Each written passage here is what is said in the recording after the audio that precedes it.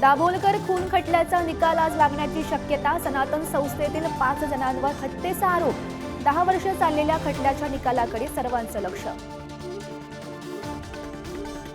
आज पुण्यात राज ठाकरेंची सभा. गडकरीही राहणार उपस्थित. मुरलीधर मोहोळ यांच्या प्रचारासाठी राज ठाकरे मैदानात.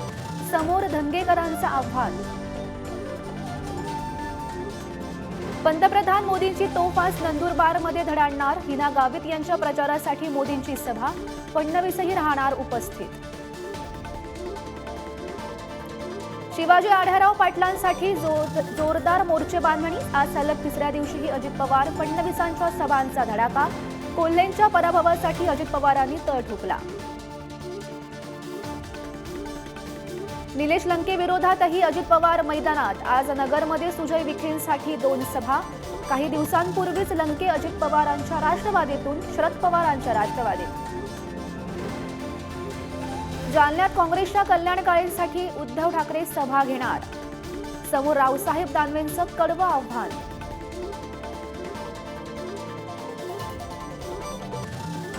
पाण्यासाठी आज लासलगाव बंदची हाक. लासलगाव पाणी प्रश्नी बैठक निष्फळ. मतदान बहिष्कारावरही ठाम.